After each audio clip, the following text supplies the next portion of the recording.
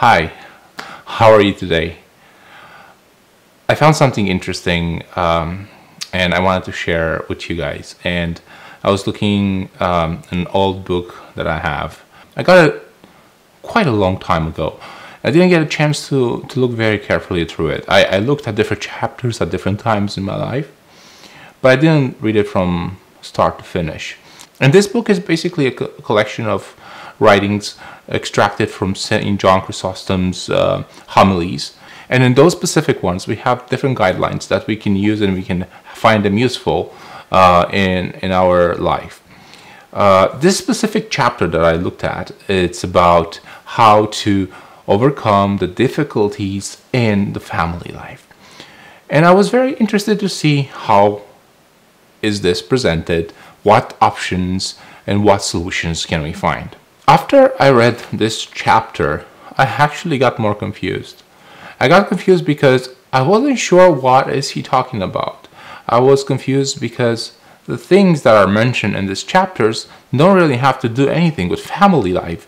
So the message wasn't really there. The message I was looking for wasn't there. And this made me go ahead and see what was John Chrysostom using to write about this.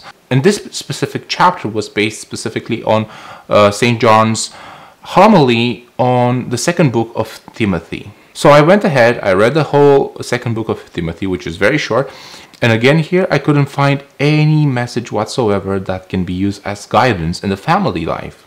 So that got me even more confused. What did I do next? I went straight ahead and I found the actual homily in full length of St. John. And again, nothing that was saying specifically, St. John Chrysostom wasn't specifically talking about the family life. And I was like, why did the person who made this collection of books from St. John Chrysostom homilies put this specific one in how to solve problems in the family life, how to overcome the difficulties? And I was like, well, I cannot understand anything anymore. And this kind of makes sense because when St. Paul wrote this second letter for Timothy, he didn't write it as a guidance for family life. He wrote it for guidance in the ministry life and how to overcome those difficulties. So again, I was far off of understanding how this can be used in the family life problems. I guess I should just go ahead and tell you what are the points that are presented in this chapter so we can go through them together. So the first point that I find in this chapter is about the relationship of a servant and his master, and how important it is that the servant puts all the needs of the master above his needs, and he disregards his own and he takes care of the master's one. There's a lot of emphasis on this, and it's not just that it's important to do, but apparently it comes with a lot of rewards. The second point, it's also related to the servant and the master connection and relationship. And it's talking about, as a servant, disliking your own things and doing those of the master is going to gain you more treasures and it's going to bring you more rewards. And those will be bigger treasures than the ones we can obtain here. Those will be treasures of the spiritual kind. They will be godly treasures. On the third point, it's still staying with this relationship between a servant and a master, and it's trying to explain how much the power of the master is by just showing the achievements of the servant. On the fourth point, again from the perspective of a servant and a master, we learn what happens if we try to run away from the master and we try to focus on gaining personal things and focusing on achieving more things and more treasures on this earth, even focusing on family life in a way that harms our relationship with the master. So the person who tries to run away from the master will be lost and also will lose all those possessions. That is the consequence of running away from the duties and from doing the job that you have to do for the master. On the fifth point, there's an emphasis of what is ours, and why should we despise those that are ours compared with those of the masters? I feel like here what's ours, it's a little bit better defined.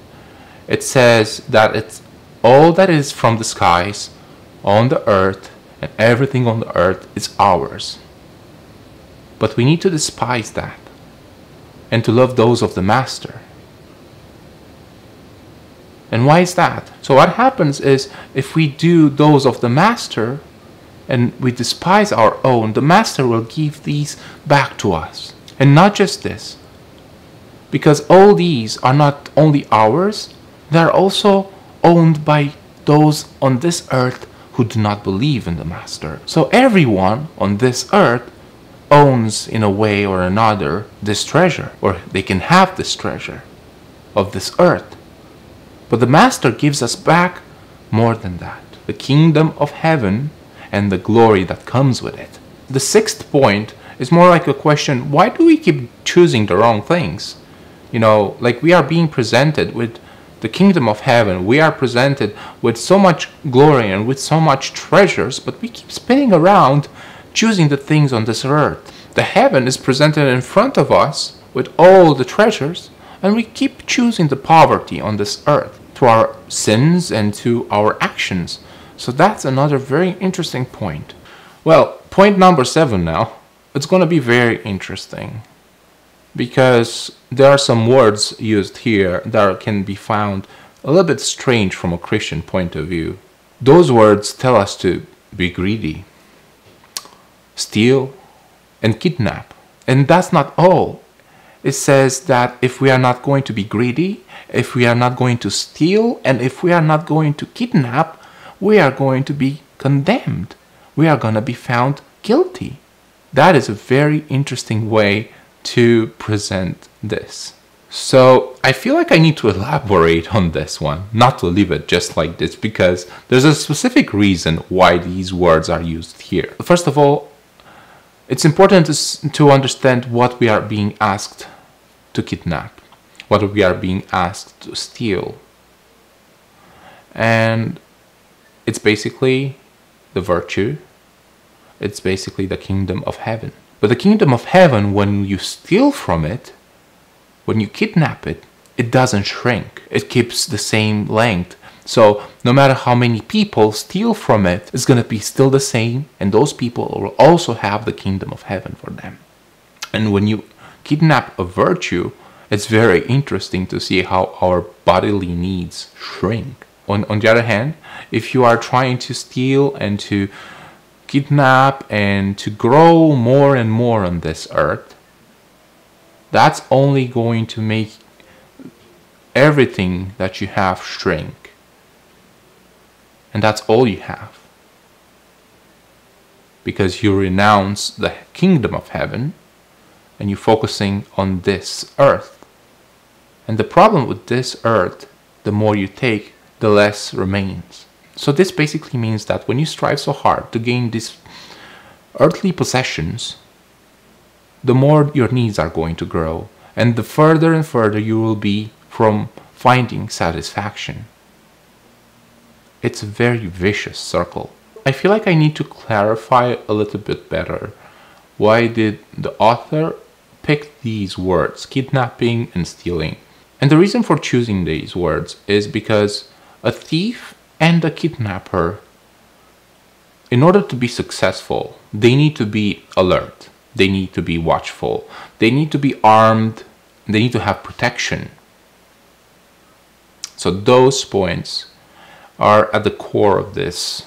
So basically, the author is trying to tell us that we need to stop sleeping. We need to stop snoring, and we need to stop being naked and unprotected and without weapons. Because, you know, living in a sinful life, it's basically living naked and unprotected.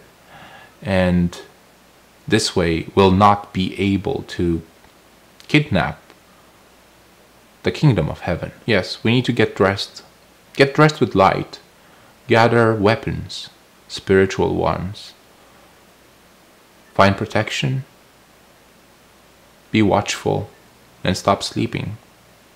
Without these, we will never be able to kidnap the kingdom of heaven. And what would be the next step? Well, we are looking again at the kidnapper and at the thief. Because after they kidnap and after they steal, they run away. And they run fast. So they are not going to be caught. And that's what we have to do too. When we are able and we manage to finally steal and kidnap the kingdom of heaven and the virtues, it's time for us to run. Run fast. And you're wondering from who? Well, from the devil. Because when he sees that you're going to be able to get those things in your possession, he will try his best to catch you and to stop you. And he will try to run after you. And he will send everyone he can to grab you. But if you are strong, if you have protection, you will be able to kick all those away. And you will be able to run away from it. And you will be able to be faster than them. And when the devil is going to see that you're so far away, eventually he will give up. And you will be free. Free like a bird. Free to enjoy the paradise. This unusual comparison can scandalize someone if they don't pay attention and if they don't look carefully and closely at the entire picture and at the entire text and are careful with the message that is trying to be sent to them. That being said, after looking at all these points that I kind of made 7 of them, I was still looking at this chapter without being able to understand how all these are going to be applied on the family life. That was something that I was not able to do. So I had to step back a little bit and try to understand, why did the author pick this homily and used it for the family life? I could not understand. And the only way I was able to finally open my eyes and see it is by eliminating the questions that I came with initially. And the questions were like how to solve all these little problems that we deal with every day. How do we solve that from the perspective of a Christian life? And that's not what this was trying to solve. The focus here was on something more important. The focus here was eliminating the needs and the wants of having things and solving things for this earth. The focus was on gaining the kingdom of heaven. And that being such an elaborate and hard work to do, for the husband and the wife to work together towards that, would definitely make all the other problems and all this world problems shrink, because their focus would be on higher achievements. And while the beauty of the kingdom is slowly growing between the husband and the wife, at the same time the fears and the worries of this world are disappearing. And that's because they are stealing and kidnapping and running together to feel free and to enjoy the unspoken beauties and treasures. The answers for the problems I was trying to solve by reading this chapter were definitely changed because the questions were changed and the perspective was changed. And I feel a bit silly for not seeing this clearly from the start, and how easily we dive into this world of worry for all these little things when they don't matter so much, and we lose perspective. We lose the perspective of the true treasure and the perspective of the kingdom of heaven. Thanks so much for watching, and I hope this was helpful for you as it was for me. I'll see you hopefully in the next one. All the best. God bless. Bye.